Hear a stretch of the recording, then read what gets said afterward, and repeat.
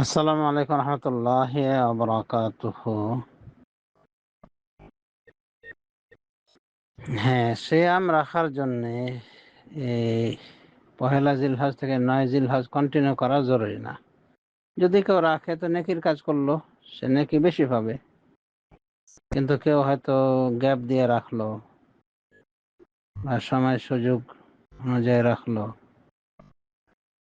তাতেও সমস্যা নাই।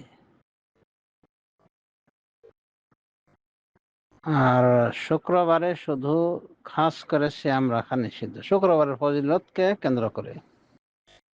যদি কেউ মনে করে যে শুক্রবার বা জুমাবার এত ফজিলতপূর্ণ দিন, আমি এই দিনে রোজা পালন করব, তাহলে ওটা নিষিদ্ধ।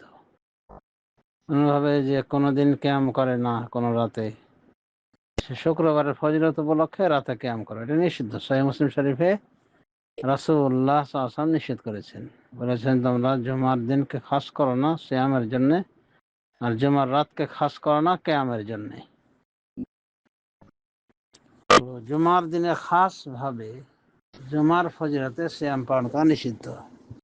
তবে অনুমতি আছে, যদি জুমার একদিন আগে অর্থাৎ বৃহস্পতি শুক্র রাখা হয় বা জুমার একদিন পরে মিলিয়ে রাখা হয়, যেমন শুক্র শনি, সমস্যা নাই।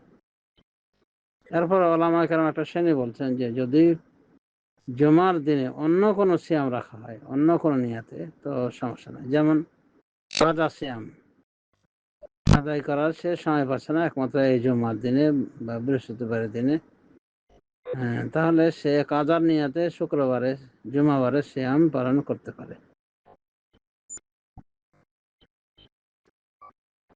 কাজে আশা করি কোনো সমস্যা হবে না।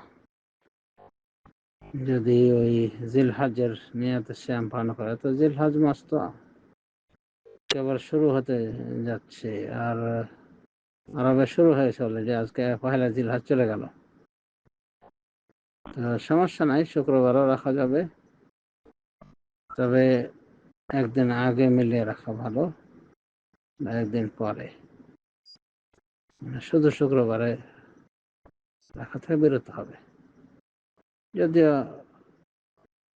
আশা করি আপত্তি নাই যদি কাদা সিয়াম হয় বা ফজিলতের কারণে কোনো নির্দিষ্ট সিয়াম রাখা, যেমন আরাফার সিয়াম, 1 বছর আগের এবং পরের গুনাহের কাফারা হয়ে যায়। সেই হিসেবে যদি কেউ আরাফার সিয়াম পালন করে আর আরাফাটা পড়ে যায় জুমাবারে, সমস্যা নেই। যদিও হালকা ইখতিলাফ আছে, কিন্তু আসল কথা হলো সমস্যা হবে না। আলা কুল্লি হাল, শুক্রবারে সিয়াম পালন করা যাবে, তবে সাথে বৃহস্পতিবার বা শুক্রবারের সাথে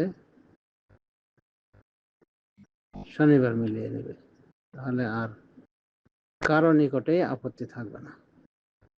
আশা করি উত্তরটি বোধগম্য হয়েছে এতক্ষণ। ওয়াবিল্লাহি তাওফিক ওয়া সাল্লাল্লাহু আলা নবিয়িনা মুহাম্মদ ওয়া আলা আলিহি ওয়া সাহবিহি আজমাইন।